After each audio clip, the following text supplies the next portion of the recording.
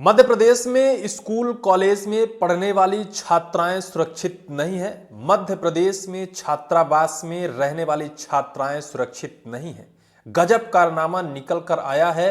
गजब तो तब हो गया जब छात्राएं अपने उस क्षेत्र के कलेक्टर साहब से लेकर थाना प्रभारी तक शिकायत की सुनवाई नहीं हुई। सौभाग्य तो रहा कि उस क्षेत्र से मध्य प्रदेश के कैबिनेट के मंत्री का काफिला निकल रहा था।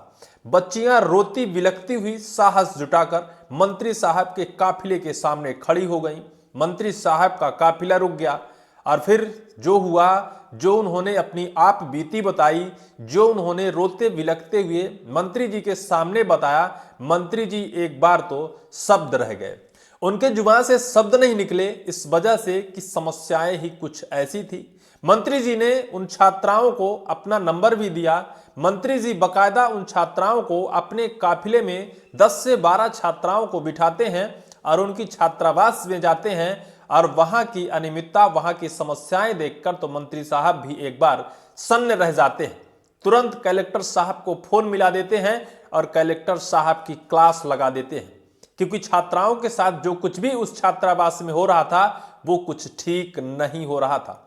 छात्राओं के उस छात्रावास में आधी रात को सीसीटीवी कैमरेज बंद हो जाते हैं। छात्राओं के उस छात्रावास में आधी रात को अजनबी लोगों के आने जाने की खबर है।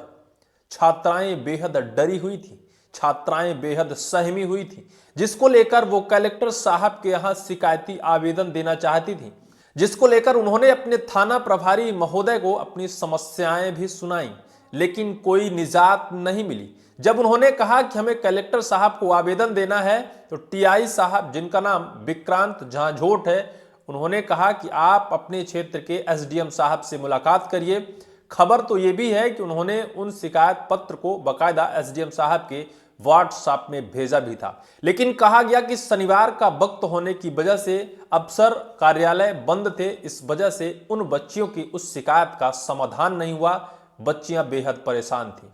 सौभाग्य तो मध्य प्रदेश के कैबिनेट के मंत्री का, जब उस रास्ते से उनका काफिला निकलता है और साहस जुटाकर मंत्री साहब के काफिले के सामने वो मासूम बच्चियां खड़ी हो जाती हैं, उनका काफिला रुकाने का साहस जुटाती हैं।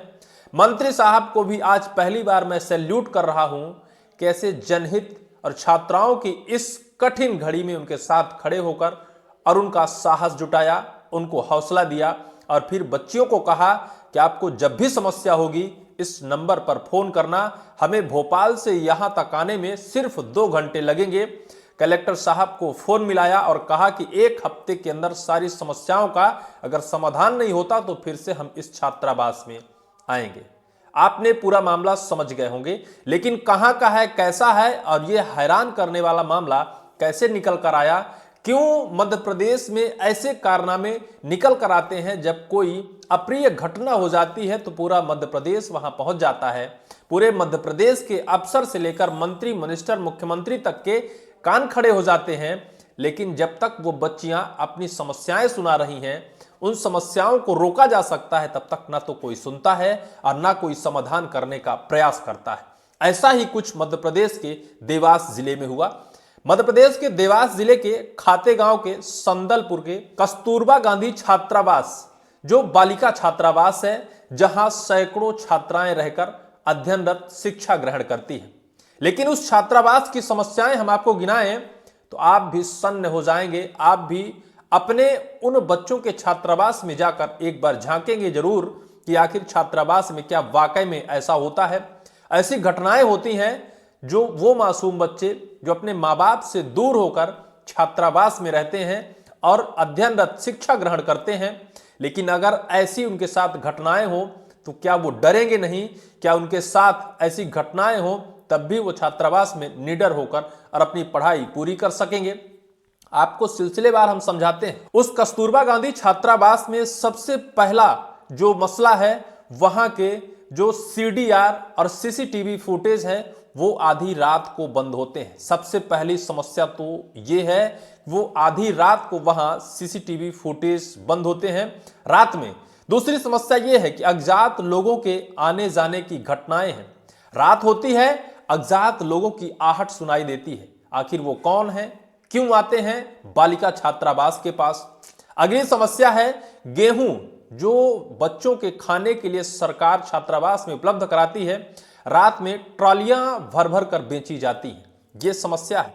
चौथी समस्या ये है कि कंप्यूटर वॉशिंग मशीन सालों से बंद पड़ी है, कोई देखने सुनने वाला नहीं है, आखिर बच्चे कैसे वहां शिक्षा ग्रहण करेंगे।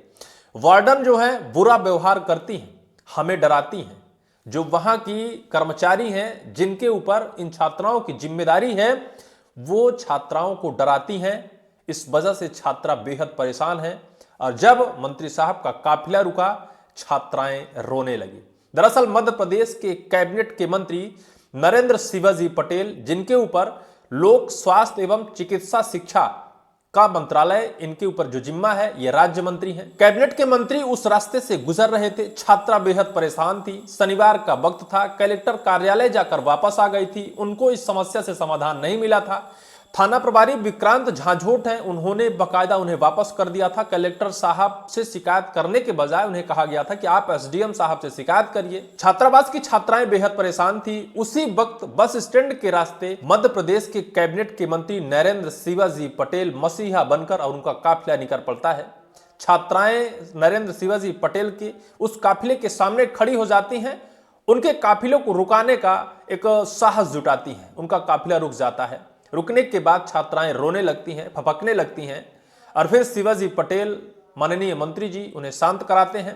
शांत कराकर शांत मन से उनसे सवाल करते हैं कि आपके साथ हुआ क्या है। उन्होंने कहा कि जो समस्याएं हैं, उन समस्याओं से हम जूझ रहे हैं, आखिर कैसे पढ़ाई करें। उन्होंने बताया कि कैसे आधी रात को अज्ञात लोगों की आहट होती है।